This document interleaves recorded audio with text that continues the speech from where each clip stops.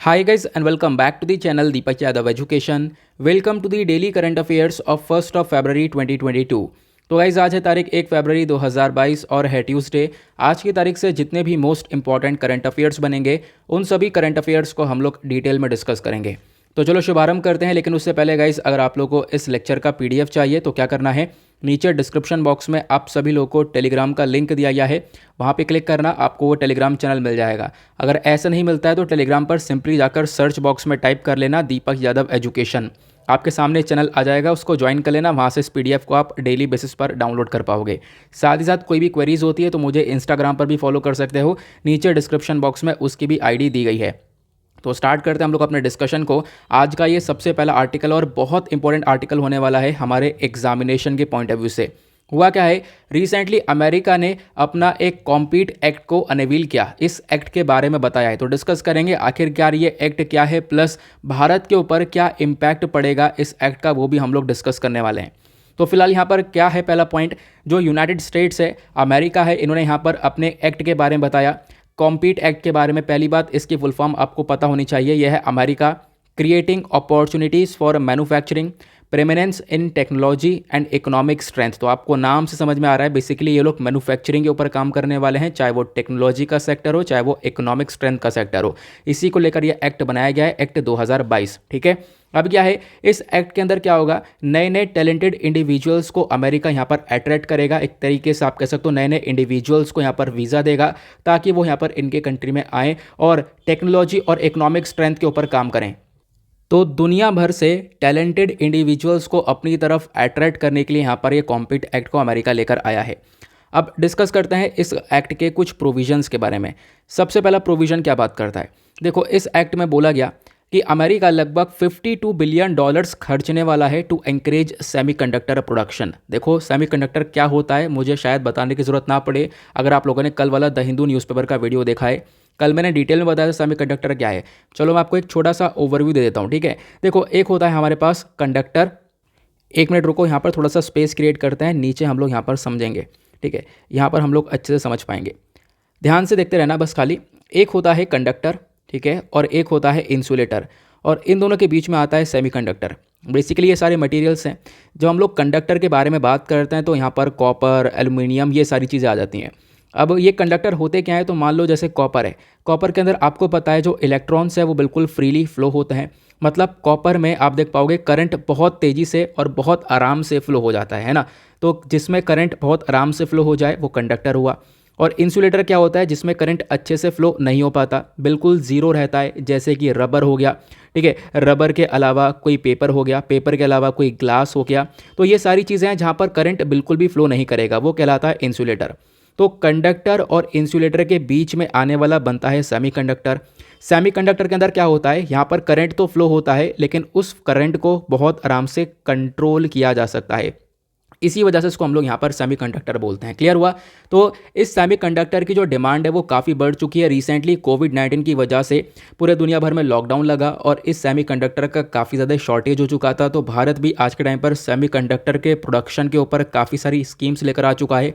आपको पता होगा रिसेंटली पीएलआई स्कीम हम लोगों ने लॉन्च की है, साथ ही साथ अब डीएलआई स्कीम भी लॉन्च की है। आपको पता होगा, मतलब डिज़ाइन लिंक्ड इंसेंटिव, और ये ऊपर पीएलआई का मतलब है प्रोडक्शन लिंक्ड इंसेंटिव। मतलब जो भी हमारे कंट्री के अंदर डोमेस्टिक फर्म्स हैं उनको एंकरेज किया जा रहा है कि वो भी हमारे कंट्री के अंदर सेमीकंडक्टर्स चिप को बनाएं, और इस चिप को बनाने के बदले में सरकार उनको इंसेंटिव्स देगी।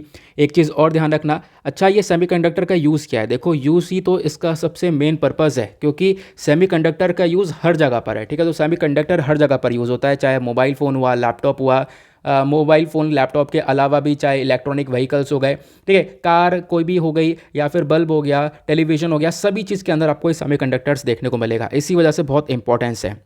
और आज के टाइम पर अगर हम लोग 2020 के डेटा के अकॉर्डिंग बात करें तो सेमीकंडक्टर का प्रोडक्शन सबसे ज़्यादा ताइवान कर रहा है। ठीक है, ताइवान के साथ साथ आप लोग देख सकोगे चाइना बहुत कम प्रोडक्शन करता है, साउथ कोरिया भी अच्छा खासा प्रोडक्शन करता है, लेकिन यहाँ पर यूएसए का नाम बहुत ज़्यादा पीछे आपको देखने को मिलेगा, या फिर देखने को ही नहीं मिलेगा। तो इसी वजह से अगर हम लोग बात करें तो यूएसए ने फोकस किया है कि क्या करेंगे, सेमीकंडक्टर्स के डेवलपमेंट को आगे बढ़ाने वाले हैं, सेमीकंडक्टर्स के प्रोडक्शन को इंक्रीज़ करेंगे, उसके लिए कुछ पैसा यहाँ पर अनाउंस किया गया है। कौन से एक्ट के अंदर, इसी कॉम्पीट एक्ट के अंदर। ठीक है, अब इसके साथ साथ यूएस ने बोला लगभग 45 बिलियन डॉलर्स का ग्रांट और लोन्स वगैरह प्रोवाइड किया जाएगा ताकि सप्लाई चेन को और बढ़ाया जाए। जो सामान यहाँ पर बनाया है उसको हम लोग आगे मल्टीपल लोकेशंस तक पहुँचा सकें, मैन्युफैक्चरिंग को आगे डेवलप कर सकें। तो ये सारी बातें इस कॉम्पीट एक्ट के अंदर बताई गई। प्लस यहाँ पर दूसरा पॉइंट क्या है इस एक्ट का, वो यह है कि कुछ फंड प्रोवाइड किया जाएगा, कुछ पैसा लगाएंगे ताकि सोशल इकोनॉमिक इनइक्वालिटी को एड्रेस किया जा सके, या फिर आप कह सकते हो इसको कम किया जा सके, इसको रोका जा सके। जो भी इकोनॉमिक इनइक्वालिटी देखने को मिलती है, जो असमानता है लोगों के बीच में, या फिर क्लाइमेट चेंज हो गया। क्लाइमेट चेंज आज के टाइम पर एक अपने आप में बहुत बड़ी प्रॉब्लम बन चुकी है, आपको पता है, ठीक है, जो लगातार गर्मी बढ़ती हुई नजर आ रही है। और प्लस इमिग्रेशन हो गया, तो इमिग्रेशन के लिए भी काफ़ी सारी फंडिंग वगैरह लगाई जाएगी। और एंटरप्रेन्योर्स के लिए यहाँ पर नए नए ग्रीन कार्ड जारी करे जाएंगे। अच्छा, ग्रीन कार्ड क्या होता है? तो ग्रीन कार्ड की डेफिनेशन आप लोग यहाँ पर देख पाओगे। जो ग्रीन कार्ड होल्डर होता है वो बेसिकली एक परमानेंट रेसिडेंट होता है। आपने सुना होगा कि हाँ, इस व्यक्ति के पास ग्रीन कार्ड है तो वो एक परमानेंट रेसिडेंट है, ठीक है। तो आप कह सकते हो कि यहाँ पे बताया गया जो भी एंटरप्रेन्योर्स हैं उनके लिए नया ग्रीन कार्ड लेकर आया जाएगा ताकि वो लोग यहाँ पर यूएसए की तरफ अट्रैक्ट हो, प्लस परमानेंट रेसिडेंसीशिप ले सकें, वहाँ पर हमेशा रह सकें। तो ये चीज़ें यहाँ पर देखने को मिलेंगी ताकि यूएस अपने कॉम्पीट एक्ट को अच्छे से परफॉर्म कर सके, ठीक है। साथ ही साथ यहाँ पर इस बिल ने इशू किया है $600 मिलियन पर साल यहाँ पर देखने को मिलेगा। ये पैसा इशू करेंगे ताकि कुछ मैन्युफैक्चरिंग फैसिलिटीज़ को और ज़्यादा अच्छा बनाया जा सके, ताकि यूएस जो आज के टाइम पर चाइना के ऊपर डिपेंडेंट है उस डिपेंडेंसी को कम की जा सके। क्योंकि आज के टाइम पर ना बहुत सारे सोलर कंपोनेंट्स, आपको पता होगा आज के टाइम पर सोलर कंपोनेंट्स का बहुत ज़्यादा इस्तेमाल हो रहा है। हम लोग रिन्यूएबल एनर्जी की तरफ बढ़ रहे हैं, तो ज़्यादातर सोलर कंपोनेंट्स जो यूएस है वो यहाँ पर चाइना से परचेज करता है। तो यूएस काफ़ी हद तक चाइना के ऊपर डिपेंडेंट है। तो बेसिकली यहाँ पर इन सोलर कंपोनेंट्स को भी यूएसए अपने कंट्री के अंदर उनकी मैन्युफैक्चरिंग करेगा, उनको बनाएगा। उसके लिए भी काफ़ी सारा पैसा यहाँ पर अनाउंस किया गया है। अब होगा क्या, इससे जो चाइना के ऊपर डिपेंडेंसी है वो कम हो जाएगी। खासकर चाइना के अंदर एक रीजन है जिनजियांग वाला रीजन, ठीक है। आपको पता होगा जिनजियांग वाला रीजन एक ह्यूमन राइट वोलेशन के लिए बहुत ज़्यादा फेमस देखने को मिलेगा। आखिरकार क्या वोलेशन होता है यहाँ पर नीचे कमेंट सेक्शन में आप लोग को यहाँ पर बताना है। तो यहीं से बहुत सारा सामान आता है, तो बेसिकली ये भी कम किया जाएगा और एक तरीके से यूएस अपने ऊपर खुद डिपेंडेंट बनता हुआ नजर आएगा। क्लियर हुआ? पहली बात, आपको कॉम्पीट एक्ट का निचोड़ समझ में आ चुका है कि कॉम्पीट एक्ट का बेसिकली पर्पस है कि यूएसए अपने यहाँ पर काफ़ी हद तक डेवलपमेंट करता हुआ नजर आएगा। क्वेश्चन ये है इसका इंपॉर्टेंस या फिर इसका सिग्निफिकेंस क्या रहेगा इंडिया के लिए।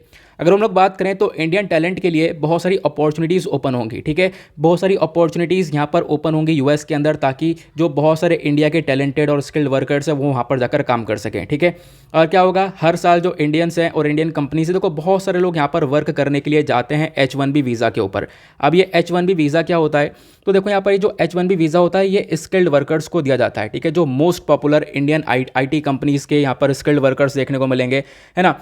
तो उन लोग को यहाँ पर दिया जाता है वीज़ा कि ताकि ये लोग जाएं अमेरिका के अंदर और जाकर वहाँ पर काम कर सकें। जो H1B वीज़ा होता है बेसिकली ये कुछ लोगों के लिए होता है जो कि यहाँ पर अपने ऑक्यूपेशन के अंदर काफ़ी स्पेशल होता है, ठीक है। हायर एजुकेशन डिग्री की यहाँ पर रिक्वायरमेंट होती है, काफ़ी पढ़ा लिखा इंसान होना चाहिए, तो उसको यहाँ पर बोला जाता है, काफ़ी स्किल्ड पर्सन होता है वो, ठीक है।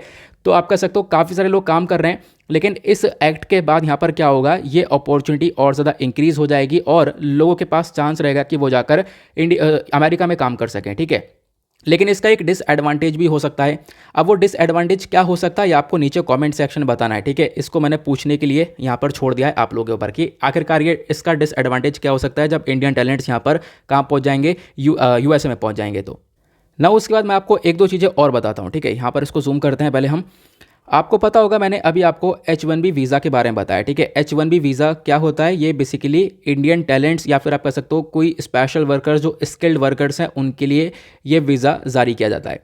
दूसरा वीज़ा आता है H2B वीज़ा करके, ठीक है। अब ये जो H2B वीज़ा होता है ये किसके लिए होता है, ये बेसिकली इशू किया जाता है सीजनल वर्कर्स के लिए। जब जब काम होगा, थोड़ा सीजन वाइज जो काम होता है बेसिकली उन वर्कर्स के लिए यहाँ पर इसको जारी किया जाता है। उसके बाद यहाँ पर एक आता है L1 वीज़ा, ठीक है। इसके बारे में भी ज़रूर ध्यान रख सकते हो। L1 वीज़ा क्या होता है, ये अलाउ करती है बेसिकली कुछ कंपनीज़ को कि कंपनीज़ क्या करें, अपने स्किल्ड वर्कर्स को ट्रांसफ़र कर दें यूएस के अंदर, लेकिन कितने साल के लिए, 7 साल के लिए। तो आपको ध्यान रखना है L1 वीज़ा के अंदर क्या होता है, यहाँ पर यूएसए कहता है कि कंपनी से कि अपने वर्कर्स को यूएसए के अंदर ट्रांसफ़र कर दो 7 साल के लिए, वो L1 वीज़ा के ऊपर जाते हैं, ठीक है। आई होप आप लोग को यहाँ पर क्लियर हो चुका है। ये जो वर्किंग वीज़ा है इसके अंदर H1B वीज़ा, H2B वीज़ा और L1 वीज़ा, इसके रिगार्डिंग बहुत चर्चा रहती है और बहुत सारे क्वेश्चंस भी पूछे जाते हैं, तो आप लोग इसके बारे में ज़रूर ध्यान रखना, ठीक है। नाउ आगे बढ़ते हैं अगले आर्टिकल की तरफ। ये हमारा पहला वाला आर्टिकल हो गया पूरी तरह से समाप्त। नेक्स्ट आर्टिकल बहुत ज़्यादा इंपॉर्टेंट होने वाला है, खासकर एनवायरनमेंट के पॉइंट ऑफ व्यू से यहाँ पर आप लोग को देखने को मिल जाएगा। मैंने ये सिलेबस मेंशन कर दिया है। बात की गई है development project in the great Nicobar के बारे में। देखो रिसेंटली, अगर हम बात करें, रिसेंटली नहीं कह सकते, पिछले साल की बात है, ग्रेट निकोबार के अंदर एक डेवलपमेंट करने के बारे में चर्चा की गई थी। ग्रेट निकोबार के अंदर एक बहुत बड़ा शहर बनाने के बारे में चर्चा की गई थी, बहुत सारा पैसा खर्चने के बारे में चर्चा की गई थी। लगभग बोला गया था 72,000 करोड़ रुपीस खर्चा जाएगा इसके डेवलपमेंट के लिए। और फिर इसको देखते हुए आगे बोला गया कि जो एनवायरमेंट इम्पैक्ट असेसमेंट है वो रिपोर्ट तैयार की जाए। मतलब कि ये जो भी डेवलपमेंट होगा, इस डेवलपमेंट से हमारे एनवायरमेंट के ऊपर, हमारे पर्यावरण के ऊपर कोई नुकसान तो नहीं होगा, इसको लेकर एक रिपोर्ट पब्लिश होनी थी। तो हाल ही में क्या हुआ है, एक रिलीज्ड डेटा है, ठीक है, एक रिलीज्ड ड्राफ्ट है एनवायरमेंट इम्पैक्ट असेसमेंट रिपोर्ट का। इन्होंने यहाँ पर बहुत सारे क्वेश्चंस उठाए हैं इस प्रोजेक्ट के ऊपर। इन्होंने बोला है कि अगर ये प्रोजेक्ट लगता है तो इससे एनवायरमेंट को बहुत ज़्यादा डैमेज होगा, ठीक है। तो अगर ग्रेट निकोबार को अगर हम डेवलप करते हैं तो बहुत सारा नुकसान होगा। वो नुकसान क्या क्या है आगे हम लोग इसको डिस्कस करेंगे। पहले तो आप लोग यहाँ पर मैप देख लो थोड़ा सा। जैसे आप लोग यहाँ पर देख पाओगे, ये हमारा महान भारत हुआ, और फिर उसके बाद यहाँ पर आपको अंडमान और निकोबार आइलैंड्स ये देखने को मिल जाएंगे। यहीं के बारे में हम लोग चर्चा कर रहे हैं। अगर हम लोग इस वाले मैप के ऊपर आएँ तो इसको अगर हम लोग जूम करें तो आपको नीचे की साइड में यहाँ पर देखने को मिल जाते हैं ये वाले अंडमान और निकोबार आइलैंड्स, ठीक है। ये ऊपर वाले अंडमान आइलैंड्स हैं और नीचे वाला आपको यहाँ पर ये निकोबार आइलैंड्स नज़र आएगा, ठीक है। यहीं पर हम लोग डेवलपमेंट के बारे में चर्चा पिछले साल से, ठीक है। अब क्या है, पिछले साल मई 2021 की बात है, जो हमारी ministry of environment, forest and climate change है, अब इन्होंने यहाँ पर टर्म्स ऑफ रेफरेंस को इशू किया और इन्होंने बोला कि एक एनवायरनमेंट इम्पैक्ट असेसमेंट रिपोर्ट को तैयार की जाए और इस रिपोर्ट के थ्रू बताया जाए कि आखिरकार अगर ये प्रोजेक्ट लगता है तो इससे क्या क्या नुकसान होगा, कोई यहाँ पर ज़्यादा एनवायरनमेंट के ऊपर असर तो नहीं पड़ेगा। तो अब यहाँ पर ये जो रिपोर्ट है, बेसिकली जो ड्राफ्ट है एनवायरनमेंट इम्पैक्ट असेसमेंट का, इन्होंने काफ़ी सारी चीज़ें, काफ़ी सारे क्वेश्चंस यहाँ पर उठाए हैं, वो भी मैं आपको बताता हूँ, ठीक है। हुआ क्या, सबसे पहले आपको थोड़ा सा बैकग्राउंड इसका समझना होगा। बैकग्राउंड क्या है, बैकग्राउंड यह है कि नीति आयोग ने एक प्रोजेक्ट लगाने के बारे में चर्चा की थी। मैंने आपको बताया लगभग 72,000 करोड़ रुपीस खर्चने के बारे में चर्चा की थी, जो कि ग्रेट निकोबार को एक सिंगापुर की तरह बना देगा। यहाँ पर एक मेगा पोर्ट बनाया जाएगा, एयरपोर्ट कॉम्प्लेक्स बनाया जाएगा, टाउनशिप होगा, पूरा एक शहर बनाने वाले हैं 130 स्क्वायर किलोमीटर्स के एरिया के अंदर, ठीक है। और भी बहुत सारी चीज़ें, solar, gas based power plants वगैरह डेवलप करेंगे। तो बहुत सारी चीज़ डेवलप करने के बारे में चर्चा की गई थी पिछले साल मई 2021 के अंदर। अब क्या हुआ, Andaman and Nicobar island integrated development corporation limited, इसके बारे में ध्यान रखना। अब जो ये कॉरपोरेशन लिमिटेड है, ये यहाँ पर इस प्रोजेक्ट को इम्प्लीमेंट कर रहा था।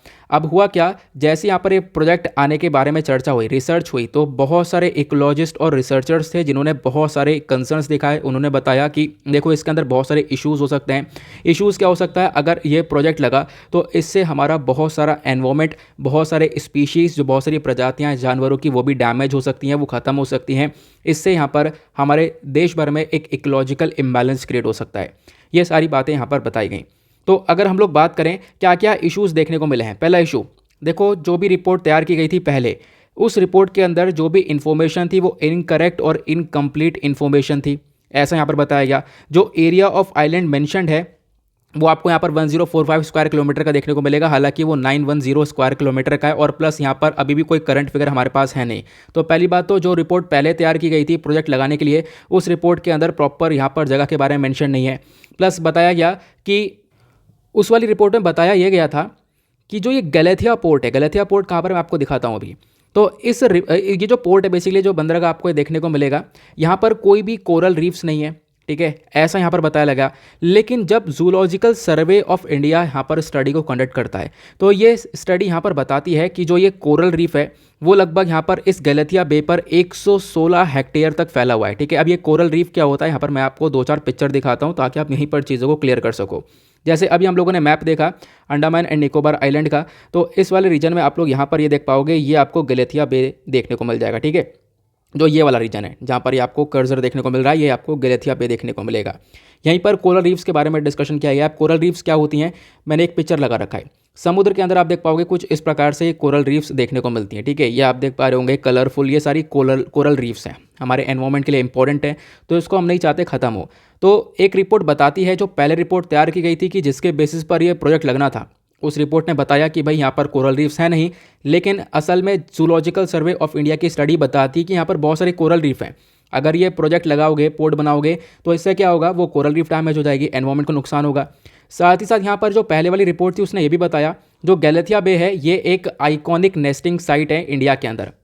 मतलब जो पहले वाली रिपोर्ट थी वो ये नहीं बता पाई, ठीक है। मतलब वो प्रोजेक्ट लगाने को पूरी तरह से अप्रूवल मिल रहा था, लेकिन जब बाद में चीज़ें पता चली तो जो गैलेथिया बे है बेसिकली ये बताया गया, यहाँ पर बहुत सारे जाइंट लेदरबैक टर्टल्स रहते हैं, ठीक है। और वो टर्टल्स आप कह सकते हो बहुत इंपॉर्टेंट प्रजातियाँ हैं, और आप कह सकते हो दुनिया के लार्जेस्ट मैरीन टर्टल ये कहलाए जाते हैं। बहुत बड़े साइज़ के यहाँ पर ये टर्टल होते हैं, और बताया गया इस एरिया में बहुत लंबे समय से ये टर्टल देखने को मिलेंगे। ये टर्टल आप देख पाओगे कुछ इस प्रकार से ये आपको नजर आएंगे। तो ये टर्टल्स यहाँ पे बहुत लंबे समय से रहते हैं ऐसा बताया गया। तो आप कैसे ये प्रोजेक्ट लगा सकते हो, अभी बात खत्म यहाँ पर नहीं होती है। उसके बाद यहाँ पर ये भी बताया गया लगभग 330 जो स्पीशीज़ हैं फौना की, मतलब बहुत सारे प्लांट्स और एनिमल्स दोनों देखेंगे, फ्लोरा और फौना दोनों की बात ही चर्चा यहाँ पर की गई है। लगभग 300 प्रजाति जो फौना की है वो यहाँ पर रिकॉर्ड करी गई है इस आइलैंड के ऊपर, ठीक है। ये भी यहाँ पर बताया गया। ये बताया जा रहा था 330 इस प्रजातियाँ देखने को मिलती हैं, लेकिन असल में जो स्टडी होती है वो यहाँ पे बताती है कि भाई 330 नहीं है, यहाँ पर जो प्रजातियाँ हैं वो लगभग आपको 695 के आसपास देखने को मिलेंगी। तो अगेन बहुत सारी प्रजाति आपको फौना की देखने को मिल जाएंगी। तो बेसिकली बताया ये गया कि जो आप लोग प्रोजेक्ट लगाने जा रहे थे उसमें काफ़ी सारे कंसर्न हैं, ठीक है। अब यहाँ पर उन्होंने बताया कि देखो जो माइग्रेटरी बर्ड्स हैं, यहाँ पे बोला गया माइग्रेटरी बर्ड्स बिल्कुल नहीं पाई जाती हैं, लेकिन असल में बहुत सारी माइग्रेटरी बर्ड्स, लगभग यहाँ पर 40 से ज़्यादा प्रजातियाँ माइग्रेटरी बर्ड्स की भी देखने को मिलती हैं ग्रेट निकोबार आइलैंड पर। तो मतलब जब ये प्रोजेक्ट लगाया जा रहा था नीति आयोग के थ्रू, मतलब बताया जा रहा था कि इस प्रोजेक्ट को हम लोग लगाएंगे ग्रेट निकोबार के ऊपर, लेकिन बाद में यहाँ पर जो ये एनवायरमेंट इम्पैक्ट असेसमेंट है रिपोर्ट को तैयार होता है, इसका ड्राफ्ट रिलीज़ होता है हाल ही में, और ड्राफ्ट रिलीज़ होने के बाद यहाँ पर बताता यह है कि भाई ये तो मतलब कंसर्न हो जाएगा, बहुत ज़्यादा परेशानी पड़ जाएगी अगर यहाँ पर इस प्रोजेक्ट को लगा दिया जाता है तो, ठीक है। तो आप लोग यहाँ पर देख पाओगे क्या क्या कंसर्न्स दिखाए गए हैं। बेसिकली मैंने आपको सारी चीज़ें बता दी हैं एक एक पॉइंट की, ये लोग क्या क्या बोल रहे हैं। उसके बाद क्या हुआ, कुछ इश्यूज़ यहाँ पर एनवायरमेंटलिस्ट के थ्रू भी उठाए गए। इन्होंने भी यहाँ पर कुछ आप कह सकते हो प्रॉब्लम्स बताई हैं, और वो ये है कि अगर ये जो प्रोजेक्ट है, ठीक है, ये अगर लगता है तो इससे क्या होगा, जो बहुत सारी टर्टल्स है, मेगापॉड नेस्टिंग साइट्स है वो बर्बाद हो जाएंगी, जो कोरल रीफ्स है वो भी बर्बाद हो जाएंगी। कोरल रीफ्स क्या होती है मैंने भी आप लोगों को दिखाया, और मैंने आपको बताया टर्टल वो कौन से पाए जाते हैं, वो उस पर्टिकुलर एरिया में ही पाए जाते हैं। तो ये यहाँ पर जानवर बर्बाद हो जाएंगे, ख़त्म हो जाएंगे। उसके बाद ये जो आइलैंड है, ये ज़्यादातर आइलैंड कवर्ड है नेशनल पार्क, रिजर्व्स और फॉरेस्ट से, तो ये चीज़ें भी डैमेज होती हुई नजर आएंगी। फिर उसके बाद और क्या बताया गया, ये जो प्रोजेक्ट है ये डायरेक्ट इम्पैक्ट डालेगा बायोडाइवर्सिटी के ऊपर। साथ ही साथ जो वहाँ पर इंडिजीनियस ट्राइब्स रहती हैं, जैसे बताया गया ओंगे ट्राइब रहती है, ये ट्राइब आपको देखने को मिलेंगी। तो ओंगे वन ऑफ द ट्राइब आपको इंडिया के अंडमान आइलैंड्स पर देखने को मिलेंगी। तो इन ट्राइब्स को काफ़ी खतरा पहुँचेगा अगर वहाँ पर डेवलपमेंटल एक्टिविटीज़ बढ़ती हैं, तो ये बताया गया। आई होप आप लोग यहाँ पर इसको बहुत अच्छे से समझ गए होंगे, ठीक है। तो कुछ इश्यूज़ यहाँ पर दिखाए जा रहे हैं कि अगर ये प्रोजेक्ट लगता है तो क्या क्या इश्यूज़ यहाँ पर हो सकते हैं। अब बात करते हैं ग्रेट निकोबार के बारे में। आपने ग्रेट निकोबार को देख लिया है, कुछ फैक्चुअल इन्फॉर्मेशन यहाँ से गेन कर सकते हो जो कि आपको प्रीलिम्स में हेल्प कर सकती है। ग्रेट निकोबार एक सदर्न मोस्ट आइलैंड है, जो कि आप लोगों ने अभी मैप में देखा। भारत का जब आप मैप ड्रॉ करोगे तो नीचे आपको इंडियन ओशन में वो अंडमान और निकोबार आइलैंड देखने को मिल जाते हैं। अंडमान के नीचे आपको निकोबार देखने को मिलता है। निकोबार आइलैंड पर बहुत अच्छा इकोसिस्टम है, बेसिकली बहुत सारे मैंने बताया ना, प्लांट्स और एनिमल्स दोनों ही यहाँ पर देखने को मिल जाते हैं। इकोलॉजिकल कैरेक्टरिस्टिक्स के बारे में बात करें तो बहुत सारे नेशनल पार्क्स, एवरग्रीन फॉरेस्ट, ये सारी चीज़ें यहाँ पर देखने को मिलती हैं। ट्राइब के बारे में बात करें तो बहुत सारे आदिवासी लोग देखने को मिलते हैं, खासकर जैसे आप देख पाओगे मोंगोलाइड शोम्पेन ट्राइब, ठीक है। इसके ऊपर यूपीएससी ऑलरेडी क्वेश्चन पूछ चुका है। मोंगोलाइड शोम्पेन ट्राइब आपको देखने को मिलेगा, ये भी काफ़ी सारे ट्राइब्स देखने को मिलेंगे। हालांकि जो सुनामी आई थी 2004 में, उसके बाद काफ़ी परेशानी हो गई थी इन ट्राइब्स को, और बेसिकली इनको रीलोकेट कर दिया गया था एफ्रा बे की साइड पे, ठीक है, कैम्बेल बे की साइड में। यहाँ पर कैम्बेल का बे कहाँ पर है तो मैं आपको वो भी दिखा देता हूँ, ठीक है। अभी आप लोगों ने यहाँ पर ये देखा है कैंपबेल बे, ये आप लोगों को देखने को मिलेगा, ये आपको ये कैंपबेल बे नज़र आएगा, ठीक है। और नीचे आपको गलेथिया बे नज़र आएगा। तो इन दोनों के बारे में चर्चा की जाइए, और ये जो पूरा पोर्शन है ये आपको ग्रेट निकोबार नज़र आएगा। जब आप लोग ये मैप और देखोगे तो यहाँ पर चर्चा क्या थी कि अगर यहाँ पर आप लोग ये देख पाओगे, ऊपर ये आपको अंडमान आइलैंड और निकोबार आइलैंड्स देखने को मिलेंगे। निकोबार आइलैंड को हम लोग अगर डेवलप कर लेते हैं तो इससे हमारे बेनिफिट्स भी बहुत मिलेंगे, फ़ायदा मिलेगा। कैसे? क्योंकि आप देख पाओगे ये आपको स्ट्रेट ऑफ मलक्का देखने को मिलता है, और यहीं पर आपको सिंगापुर देखने को मिलता है। सिंगापुर में पोर्ट ऑफ कॉल है। पोर्ट ऑफ कॉल क्या होता है कि मतलब आप कह सकते हो कि ये जहाज़ आया यहाँ से, ठीक है। अब जहाज़ को बीच में रुकना है, ठीक है, बीच में जो ढाबा वगैरह है, जैसे हम लोग कह सकते हैं बीच में अगर रुकना है तो बेसिकली यहाँ पर एक तो रास्ता ये है और एक रास्ता ये है, यहाँ से जाकर सिंगापुर में रुक जाते हैं। लेकिन जब हम लोग यहाँ पर डेवलप कर लेंगे निकोबार को, पोर्ट ऑफ कॉल डेवलप कर लेंगे। पोर्ट तो यहाँ पर क्या होगा, बहुत सारे जहाज़ यहाँ पर रुकेंगे और इस पर्टिकुलर एरिया की इकॉनमी वगैरह जनरेट होती हुई नजर आएगी। ये इसके बेनिफिट थे, लेकिन कंसर्न क्या है कि एनवायरमेंट को भी काफ़ी नुकसान पहुँच सकता है। और जैसा मैंने आपको बताया था कि शोम्पन ट्राइब को लेकर यूपीएससी ऑलरेडी एक क्वेश्चन पूछ चुका है, तो मैंने वो क्वेश्चन भी यहाँ पर लगा दिया है। आप देख पाओगे यूपीएससी PYQ 2009 में ये पूछा गया था in which one of the following places is the Shompen tribe found. Option A Nilgiri hills, option B Nicobar island, option C Spiti valley या फिर ऑप्शन डी लक्षद्वीप आइलैंड। तो इसका आंसर हो गया करेक्ट आंसर बी। शोम्पन ट्राइब कहाँ पाई जाती है? ये बेसिकली जो मंगोलोर ट्राइब्स है उसी का यहाँ पर एक पार्ट आपको देखने को मिलेगा। आपको ये निकोबार आइलैंड के अंदर देखने को मिल जाती हैं। आई होप आप लोगों ने यहाँ पर इस आर्टिकल को भी बहुत अच्छे से क्लियर कर लिया होगा।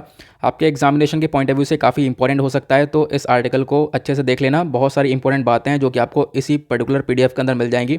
इस PDF को आपको डाउनलोड कर लेना है टेलीग्राम से, वहाँ पर आपको ये सारी बातें मिल जाएंगी। ठीक है, कि पिछले साल प्रोजेक्ट लगाने के बारे में चर्चा की गई थी, एक रिपोर्ट तैयार की गई, वो रिपोर्ट के अंदर जो भी बातें थी वो कहीं ना कहीं सही नहीं थी और बताया गया कि बहुत सारे कंसर्न्स हैं, उन कंसर्न्स को एड्रेस करना चाहिए। ठीक है, आगे आते हैं नेक्स्ट आर्टिकल की तरफ।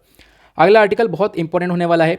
रिसेंटली आपको पता होगा द हिंदू के एडिटोरियल पर इस आर्टिकल कवर किया गया था। लगभग आज से 10-15 दिन पहले द हिंदू के एडिटोरियल पर यह आर्टिकल आया था। फिर उससे यहाँ पर थोड़े दिन पहले इंडियन एक्सप्रेस के एडिटोरियल में कवर किया गया था। टाइम्स ऑफ इंडिया के ओपिनियन पेज पे कवर किया गया है। तो मतलब ये आर्टिकल बहुत ज़बरदस्त होने वाला है हमारे एग्जामिनेशन के पॉइंट ऑफ व्यू से। केरला का सिल्वर लाइन प्रोजेक्ट के बारे में हम डिस्कस करेंगे। आखिरकार ये सिल्वर लाइन प्रोजेक्ट है क्या, प्लस इतने विवाद में ये आज के टाइम पर क्यों देखने को मिलता है। इस आर्टिकल को आप लोग GS paper 3 environment plus economy दोनों से रिलेट कर सकते हो, क्योंकि GS पेपर 3 आपका पूरा इकोनॉमी का पोर्शन देखने को मिल जाता है। अब हुआ क्या कि देखो बहुत सारे प्रोटेस्ट चल रहे हैं। प्रोटेस्ट किस बात को लेकर चल रहे हैं कि ये जो प्रोजेक्ट है केरला सिल्वर लाइन, क्या होता है आगे मैं आपको समझाऊंगा। इस प्रोजेक्ट को आगे इंप्लीमेंट नहीं करना चाहिए, लेकिन फिर भी जो वहाँ पे CPI गवर्नमेंट है तो वो आज के टाइम पर कोशिश कर रही है कि इस पूरे प्रोजेक्ट को इंप्लीमेंट किया जाए और लगातार यहाँ पर इसके ऊपर काम चलता हुआ नजर आएगा। तो इसको इंप्लीमेंट करने के ऊपर पूरी तरह से फोकस रखा जा रहा है। तो डिस्कस करते हैं आखिरकार ये इशू क्या है। ठीक है, तो केरला के अंदर यहाँ पर ये प्रोजेक्ट लग रहा है। केरला की गवर्नमेंट प्लस यहाँ पर जो इंडियन रेलवेज है वो यहाँ पर इस पूरे प्रोजेक्ट को लगा रही हैं।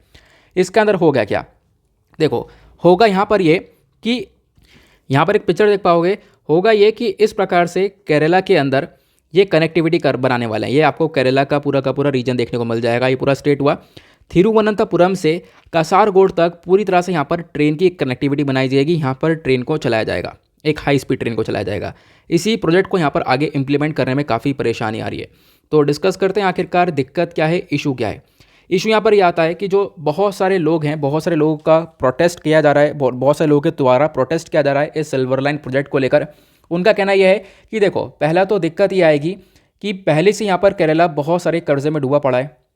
ठीक है, तो वो कैसे इस प्रोजेक्ट को अफोर्ड कर सकता है। दूसरा, अगर इस प्रोजेक्ट को लगाया तो बहुत सारा इकोलॉजिकल इम्पैक्ट होगा, मतलब कि एनवायरमेंट के ऊपर काफ़ी नुकसान होगा। और आज के टाइम पर हम लोग लड़ रहे हैं क्लाइमेट चेंज से, क्लाइमेट चेंज को ख़त्म करने के ऊपर फोकस कर रहे हैं, लेकिन ये प्रोजेक्ट लगेगा तो अगेन क्लाइमेट चेंज और इंक्रीज़ होगा। तीसरा, फिर उन्होंने बोला कि अगर यहाँ पर ये काम होता है तो अगर इस प्रोजेक्ट को लगाया जाएगा तो बहुत सारे लोगों को डिस्प्लेस कर दिया जाएगा, मतलब रास्ते में जो बहुत सारे लोग रह रहे होंगे उन सबको हटा दिया जाएगा उस पर्टिकुलर रीजन से। तो इसी चक्कर में यहाँ पर प्रोटेस्ट होता हुआ नज़र आ रहा है केरला के अंदर। क्लियर हुआ? तो मैंने आपको थोड़ा सा बेसिक बताया है, आगे थोड़ा सा डिटेल में हम लोग डिस्कस करेंगे, क्योंकि ये आर्टिकल जो है आने वाले टाइम पर आता रहेगा, एडिटोरियल्स पे पब्लिश होता रहेगा, लोग अपने ओपिनियंस देते रहेंगे। तो आपके लिए बहुत इंपॉर्टेंट है, आप इसको ध्यान से पढ़ते रहो। ठीक है, और ज़्यादातर पता है दिक्कत क्या है, ज़्यादातर प्रोटेस्ट इसलिए चल रहा है क्योंकि लोगों का कहना यह है कि आपने कंसल्टेशन नहीं किया, आपने बातचीत नहीं करी। आपको एटलीस्ट बातचीत तो करनी चाहिए थी, बातचीत करने के बाद इस प्रोजेक्ट को इंप्लीमेंट करते। अब बात करते हैं सिल्वर लाइन प्रोजेक्ट है क्या। तो सिल्वर लाइन प्रोजेक्ट यहाँ पर एक 45 किलोमीटर की लाइन है जो कि यहाँ पर लिंक करती है थिरुवनंतपुरम को कासारगोड से। यहाँ पर आप देख पाओगे थिरुवनंतपुरम को ये लिंक करती है कासारगोड से। ये आपको पूरी लाइन देखने को मिलेगी। ठीक है, यहाँ पर 11 डिस्ट्रिक्ट्स बीच में आपको देखने को मिल जाएंगे और 11 स्टेशंस देखने को मिल जाएंगे। ठीक है, तो इसी रीजन से आप कह सकते हो ये एरिया कोल्लम बीच में है, चेंगनूर, कोतायम, एर्नाकुलम। ठीक है, उसके बाद कोचिन पोर्ट, थ्रिसूर, तिरूर, कोझिकोडे, कन्नूर, ये सारे एरिया देखने को मिल जाएंगे। ठीक है, तो यहाँ पे अलग अलग स्टेशन है, तो बीच में 11 स्टेशन है और इन 11 स्टेशन के बीच में कनेक्टिविटी बनाने के बारे में चर्चा की गई है। अब बात करते हैं तो इस प्रोजेक्ट को इम्प्लीमेंट कौन कर रहा है। तो इस प्रोजेक्ट को लगाया जा रहा है Kerala rail development corporation limited के थ्रू। साथ ही साथ यहाँ पर आप कह सकते हो जो हमारी मिनिस्ट्री ऑफ रेलवे है वो दोनों मिलकर इस प्रोजेक्ट को एग्जीक्यूट कर रहे हैं। अब इस प्रोजेक्ट के आखिरकार फीचर्स क्या क्या रहेंगे तो इसको हम डिस्कस करते हैं, फिर उसके बाद बात करते हैं इसकी ज़रूरत क्या है। देखो फीचर्स यहाँ पर बताए जा रहे हैं, बहुत सारी खूबियाँ बताई जा रही हैं। खूबियाँ ये हैं कि ये जो प्रोजेक्ट है ये यहाँ पर आप देख पाओगे इलेक्ट्रिक मल्टीपल यूनिट की ट्रेन्स देखने को मिल जाएंगी, ठीक है। कुछ ट्रेन्स चलेंगी जो कि इलेक्ट्रिक बेसिस रहेंगी, और बताया गया यहाँ पर जो ट्रेन्स हैं उनके अंदर 9 कार मतलब 9 डब्बे रहेंगे, उसको बढ़ाकर 12 किया जा सकता है। और ये जो 9 कार का ये पूरा डब्बा पूरी ट्रेन रहेगी, इसके अंदर मैक्सिमम 675 पैसेंजर्स बैठ सकते हैं। बिजनेस स्टैंडर्ड के अंदर स्टैंडर्ड क्लास, ये सारी चीज़ें देखने को मिलेंगी इस पूरे ट्रेन के अंदर। प्लस ये जो ट्रेन है ये लगभग 220 किलोमीटर्स पर आवर की स्पीड से रन कर सकती है, ये अपने आप में इंपॉर्टेंट पार्ट है, ठीक है। तो यहाँ पर 220 किलोमीटर पर आवर की स्पीड से ट्रेन रन करेगी, जो कि काफ़ी हद तक जो जर्नी पहले बहुत सारे घंटों की हुआ करती थी वो यहाँ पर थोड़े से घंटों के अंदर कन्वर्ट हो जाएगी। तो बहुत कम यहाँ पर आप कह सकते हो समय के अंदर ये पूरा आगे अच्छे से मतलब कि जो ट्रेन है ये चल पाएगी और बहुत कम समय में यहाँ पर पूरे रास्ते को कवर कर पाएगी। सॉरी, यहाँ पर जो ये एरिया है, ये जो एरिया लिंक किया जा रहा है ये यहाँ पर गलत मेंशन है। पता है कितना है? ये 529.45 किलोमीटर्स का है, ठीक है। मतलब इतना ही बताया जा रहा है, 530 या 529 किलोमीटर का ये पूरा का पूरा एरिया है जहाँ पर रेल चलाने के बारे में चर्चा की जा रही है, ठीक है। बताया जा रहा है 63,000 करोड़ रुपीज़ यहाँ पर खर्चा जाएगा। तो एक सिल्वर लाइन प्रोजेक्ट है जो कि कनेक्ट करेगा कुछ नदर्न स्टेट्स को, जैसे कि मैंने आपको बता रखा है केरला के अंदर जो बहुत सारे पोर्शंस है उनको यहाँ पर कनेक्ट करेगा, ठीक है, स्टेट के नदर्न पार्ट्स को। उसके बाद यहाँ पर मैंने आपको ये भी बता दिया कि जो प्रोजेक्ट है ये काफ़ी लंबा होने वाला है, ठीक है। ये जो एरिया आप लोगों ने देखा है ये बेसिकली यहाँ पर जो लिंक है ये 530 से लेकर 560 किलोमीटर का ये लिंक देखने को मिलेगा। मतलब इसी के बीच में यहाँ पर बताया जाता है कि ये आप देख पाओगे हर एक आर्टिकल के अंदर ये चीज़ें बदलती रहती हैं, ठीक है। तो ये जो यहाँ पर 45 किलोमीटर की लाइन है इसको हटा देना, ये 45 किलोमीटर की लाइन नहीं है, ठीक है। चलो वो गलती हो गई यहाँ पर। आगे बढ़ते हैं नेक्स्ट पॉइंट की तरफ। तो क्या फ़ायदे होंगे हमने इसको डिस्कस कर लिया। ट्रेन की जो स्पीड है वो 220 किलोमीटर पर आवर से चलेगी। जो यहाँ पर पहले टाइम लग रहा था 12 घंटे, उसको कुछ ही थोड़े से घंटों में यहाँ पर 4 घंटे से अंदर अंदर यहाँ पर ये रास्ता कवर हो जाया करेगा। तो ये फ़ायदा यहाँ पर लोगों को मिलने वाला है। तो पहले क्वेश्चन आता है कि इस सिल्वर लाइन प्रोजेक्ट की आखिरकार ज़रूरत क्या थी, नीड क्या थी। तो पहला पॉइंट बोलता है टाइम सेविंग। यहाँ पर लोगों का टाइम बच रहा है, ठीक है। ये जो नेटवर्क क्रिएट किया गया है यहाँ पर आप कह सकते हो कि पहले 12 घंटे लग रहे थे और आज भी 12 घंटे ही लगते हैं इन पर्टिकुलर एरिया को कवर करने के लिए, कासारगोड से थिरुवनंतपुरम तक ट्रैवल करने के लिए। लेकिन अब क्या लगेंगे, 4 घंटे से भी कम लगने वाले हैं, क्योंकि ट्रेन काफ़ी स्पीड से चलेगी। कौन सा वाला एरिया कन्वर्ट करने के लिए, सॉरी कौन सा वाला एरिया कवर करने के लिए, यहाँ से लेकर यहाँ तक, इस वाले एरिया के बारे में चर्चा की जा रही है। क्लियर हुआ? अब उसके बाद क्या बताया गया, देखो एक तो नीड ये हो गई। दूसरी नीड क्या है, टेरेन लिमिटेशंस। जो ज़्यादातर ट्रेन्स यहाँ पर रन करती हैं उनकी स्पीड 45 किलोमीटर की रहती है। वो यहाँ पर जो ऊपर लाइन है वो 45 किलोमीटर, यहाँ से मुझे लग रहा है यहाँ से मैंने वो डाल दिया है, ठीक है। जो ज़्यादातर यहाँ पर स्पीड है वो 45 किलोमीटर की यहाँ पर रहती है ट्रेन की, और बहुत सारे कर्व बेंट देखने को मिलेंगे। तो इसकी वजह से स्पीड बहुत कम करनी पड़ जाती है। ट्रेन बहुत मुश्किल है तो इसकी वजह से यहाँ पर स्पीड बहुत कम रहती है ट्रेन की। नाउ अब जो ये नया प्रोजेक्ट बनेगा तो इसमें काफ़ी चीज़ें अच्छे से डेवलप की जाएंगी और स्पीड भी ट्रेन की काफ़ी तेज़ रहने वाली है। नेक्स्ट फ़ायदा क्या होगा, डी ट्रैफिकिंग का। मतलब जो आज के टाइम पर ट्रैफिक वगैरह रोड पर देखने को मिलता है, ठीक है। अगर कोई किसी को यहाँ से वहाँ तक जाना है तो ट्रैफिक बहुत रहता है, तो वो ट्रैफिक कम हो जाएगा। बीच में भी यहाँ पे किसी को अगर ट्रैवल करना होगा इन पूरे बीच रास्ते में, क्योंकि मैंने आपको बताया 11 स्टेशन हैं, तो कहीं पर भी अगर ट्रैवल करना होगा तो बेसिकली यहाँ पर लोग ट्रेन से ट्रैवल कर सकते हैं। ट्रैफिक जो रोड पर है वो काफ़ी कम हो जाने वाला है, ठीक है। उससे एक्सीडेंट्स वगैरह भी कम होंगे, प्लस पोल्यूशन वगैरह भी कम होता हुआ नजर आएगा। उसके बाद यहाँ पर जो कम्यूटर्स जो जाने वाले लोग हैं उनके लिए जो ट्रैवलिंग है वो काफ़ी फास्टर हो जाएगी। उसके बाद बताया गया जो प्रोजेक्ट है ये ग्रीन हाउस गैस एमिशन को यहाँ पर कम कर देगा, तो मदद करेगा कि हम लोग यहाँ पर अच्छे से थोड़ा सा एम्प्लॉयमेंट अपॉर्चुनिटीज़ तो जनरेट करेंगे, साथ साथ पोल्यूशन को भी कम करने के ऊपर फोकस करने वाले हैं। तो यहाँ पर ऑब्वियसली जब ये पूरा प्रोजेक्ट लगेगा तो इसके थ्रू बहुत सारे लोगों को नौकरियाँ मिलेंगी, बहुत सारी अपॉर्चुनिटीज़ जनरेट होंगी, वो भी यहाँ पर मेंशन किया गया है। तो आपने केरला सिल्वर लाइन के बारे में समझ लिया, क्योंकि आपसे क्वेश्चन बन सकता है आखिरकार केरला के अंदर प्रॉब्लम्स क्या हैं। तो मैंने आपको सिल्वर लाइन प्रोजेक्ट के बारे में बताया, इसके बेनिफिट्स आपने सीख लिए हैं। नाउ इश्यूज़ क्या हैं, प्रॉब्लम्स क्या हैं। प्रॉब्लम में सबसे पहली प्रॉब्लम है ह्यूज कैपिटल रिक्वायरमेंट। अगर इस प्रोजेक्ट को इम्प्लीमेंट करना है तो इसके लिए बहुत सारा पैसा चाहिए होगा, ठीक है। और बताया गया जो ये स्टेट है अगर इतना पैसा लेगा, पहले से काफ़ी सारा कर्जा है, लेकिन अगर और भी पैसा यहाँ पर एक्वायर किया जाएगा तो इससे क्या हो सकता है, यहाँ पर जो स्टेट है जो केरला है वो और ज़्यादा कर्जे में डूब सकता है। ये चीज़ यहाँ पे बताई गई। उसके बाद डिस्प्लेसमेंट ऑफ फैमिलीज, जैसे मैंने आपको बताया जब ये प्रोजेक्ट लगेगा, ठीक है, तो इस प्रोजेक्ट को लगाने के लिए रास्ते में से लोगों को हटाना पड़ेगा। तो रास्ते में से लगभग यहाँ पर 30,000 फैमिलीज़ को हटाना पड़ेगा, तो ये अपने आप में प्रॉब्लम है। तीसरी प्रॉब्लम इकोलॉजिकल डैमेज की देखने को मिलेगी। यहाँ पर क्या होगा, जो आप कह सकते हो कि एनवायरमेंट है वो काफ़ी हद तक डैमेज होता हुआ नजर आएगा। बीच में बहुत सारे वेटलैंड्स, पैडी फील्ड्स, बहुत सारे खेत, हिल्स देखने को मिलेंगे। इन सबको यहाँ पर हटाया जाएगा रास्ते से, ठीक है, या फिर ऐसी चीज़ों में कन्वर्ट किया जाएगा ताकि हम लोग अपने प्रोजेक्ट को अच्छे से इंप्लीमेंट कर सकें। तो इसकी वजह से एनवायरमेंट के ऊपर भी काफ़ी सारी प्रॉब्लम्स देखने को मिल जाएंगी। आई होप आप लोग का यहाँ पर ये टॉपिक तैयार हो चुका है। अब कभी भी देखो, कभी भी in future Kerala silver line के ऊपर एडिटोरियल आता है या कोई भी आर्टिकल आता है तो आप उसको पढ़ने की ज़रूरत नहीं, आपके पास कुछ यहाँ पर फैक्चुअल इन्फॉर्मेशन तैयार हो चुकी है, बस इतना इसको अपने पास लिख के रख लेना, आगे कोई भी पॉइंट इसके अंदर ऐड मत करना, ठीक है, क्योंकि आपके पास टाइम नहीं होगा मेंस एग्जामिनेशन में लिखने के लिए, ठीक है। आपके पास वहाँ पर थोड़ी मिनट है, 7 मिनट में एक आंसर लिखना है, तो आपके पास यहाँ पर तैयार हो चुका है पूरा कॉन्टेंट। आगे बढ़ते हैं।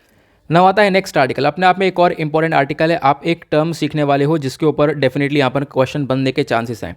What is gain of function. आपने देखा कोरोना वायरस काफ़ी चर्चा में है, तो गेन ऑफ फंक्शन रिसेंटली चर्चा में देखने को मिला।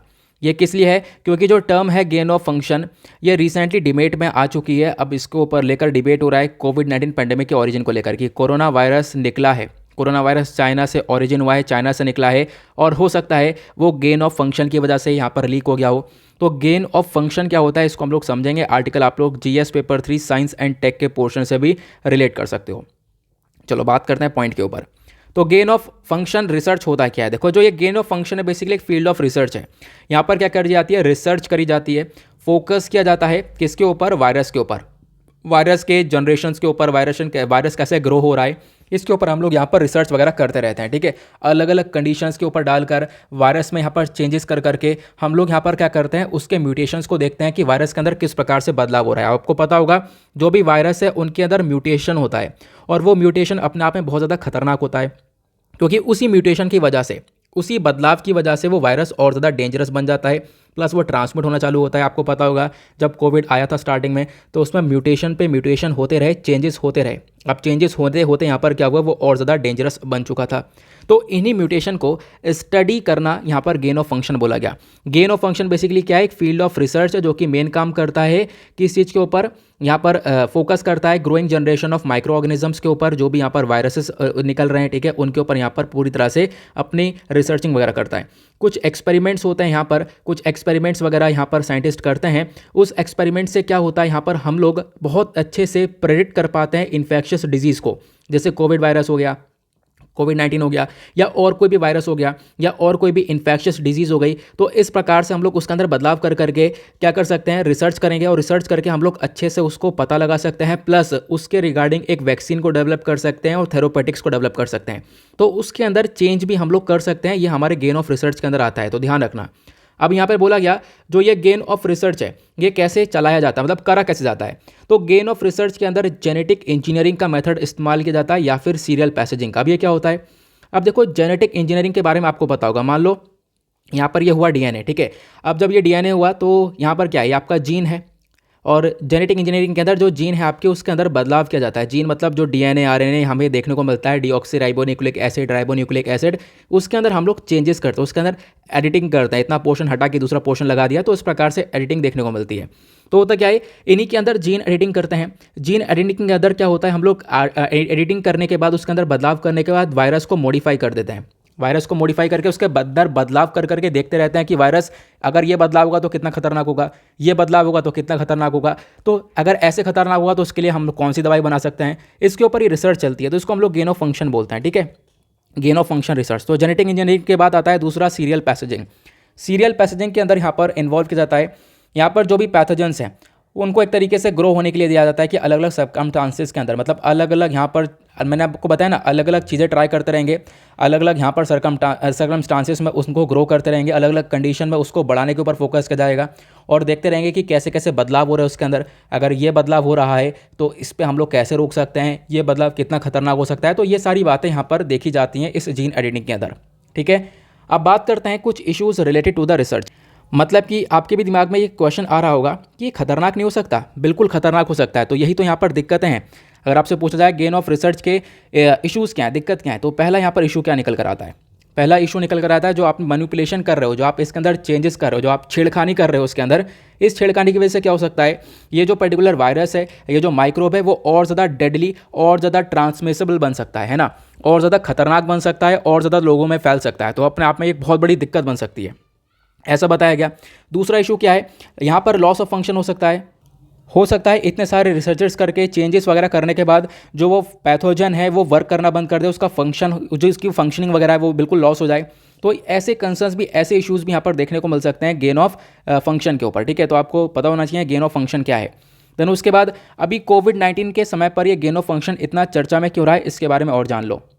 जो साइंटिस्ट हैं उन्होंने यहाँ पर पहले बोला कि देखो हो सकता क्या है, चाइना से वायरस रिलीज़ हुआ है, पहली बात तो है ना।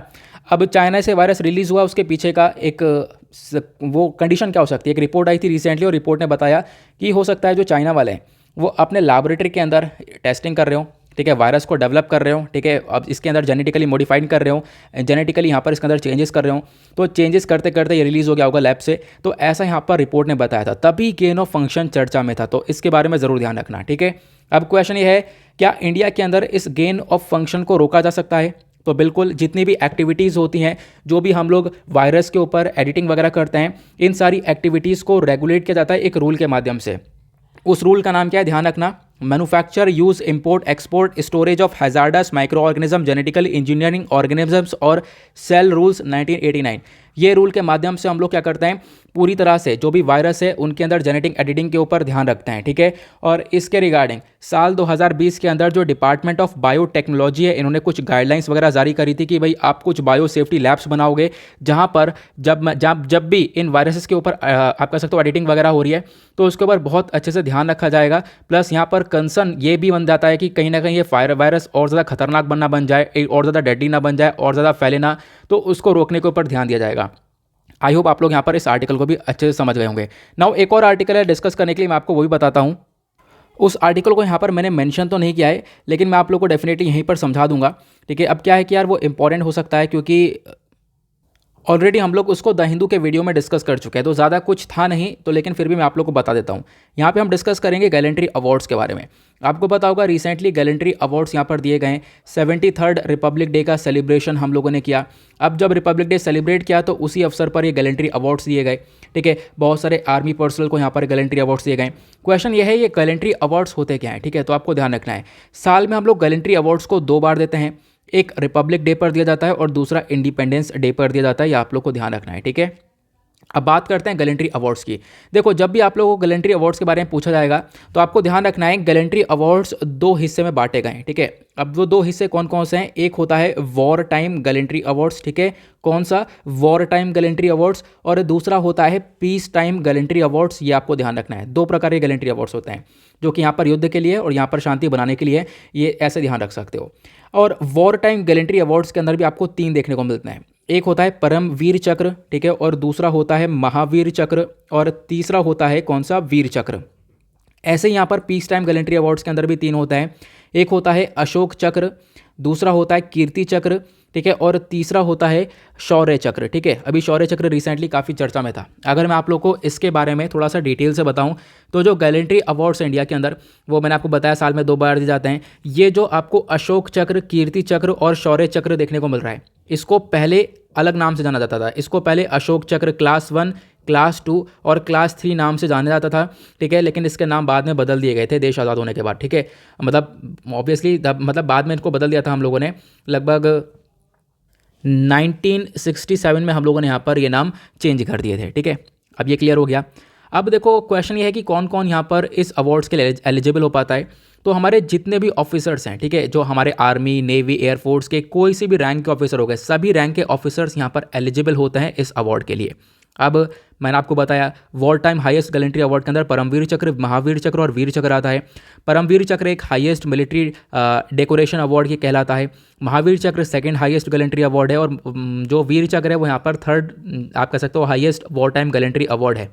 उसके बाद पीस टाइम के बारे में बात करें तो अशोक चक्र के बारे में आपने अभी डिस्कशन किया, ये भी हाईएस्ट मिलिट्री अवार्ड देखने को मिलता है पीस टाइम के अंदर, जहाँ पर हम लोग अपने जो भी मिलिट्री पर्सनल्स हैं, जो भी हमारे आर्मी मैन हैं, ठीक है, उनको हम लोग उनकी बहादुरता के लिए ये अवार्ड देते हैं, उनके ब्रेवरी के लिए ये अवार्ड दिया जाता है। उसी प्रकार से कीर्ति चक्र होता है, ये second highest peace time gallantry award होता है, ये भी अगेन वेलर के लिए दिया जाता है, ठीक है, अब मतलब बहादुरता के लिए दिया जाता है। उसी प्रकार से शौर्य चक्र है, ये एक एक्स्ट्रा ऑर्डिनरी गैलेंट्री अवार्ड बोला जाता है।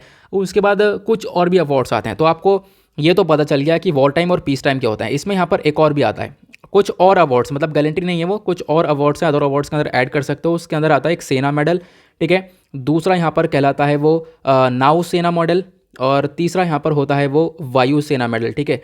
आई होप आप लोगों को इसके बारे में रटा हुआ होगा, क्योंकि रिसेंटली मैंने द हिंदू न्यूज़पेपर के अंदर इसका डिस्कशन किया था। मैं देख रहा था मुझे कितना याद है, तो इसको मैंने फ़िलहाल यही है एग्जैक्टली। तो काफ़ी कुछ यहाँ पर मैंने लिख दिया है, वैसे तो हो सकता है यहाँ पर एक आध मिस्टेक हो, ले फिलहाल यहाँ पर ये चीज़ें मैंने सोचा था कि इसको मैं खुद अपने आप से लिख कर देखूँ, खुद मैं आपसे बताऊँगा अपने आप से। तो देखते हैं यहाँ पर आपको कितने अच्छे से मैं बता पाता हूँ और कितने अच्छे से मैं यहाँ पर लिख सकता हूँ। तो फिलहाल यहाँ पर मैंने आपको ये बता दिया है कौन कौन से अवार्ड्स होते हैं। बाकी जो 3 अवार्ड है वो सेना मेडल, नौसेना मेडल और वायुसेना मेडल देखने को मिलते हैं। वायुसेना मेडल जो एयरफोर्स के करेज के लिए दिया जाता है, और नौसेना मेडल जो नेवी के करेज के लिए दिया जाता है, और यहाँ पर जो सेना मेडल है वो बेसिकली आर्मी के करेज के लिए दिया जाता है, इनकी बहादुरता के लिए दिया जाता है, ठीक है। क्लियर हो चुका है। नाउ इसी के साथ करते हैं हम लोग अपने लेक्चर को समाप्त। आई होप आप लोग को एक एक बात बहुत अच्छे से क्लियर हो चुकी है। जो भी बातें हैं सब पीडीएफ के अंदर मेंशन्ड है, फटाफट यहाँ पर इसको डाउनलोड कर लेना टेलीग्राम से। इसी के साथ करते हैं हम लोग अपने लेक्चर को समाप्त। मिलते हैं आप लोगों से नेक्स्ट वीडियो में। आज के लिए bye bye, have a nice day, thank you and जय हिंद।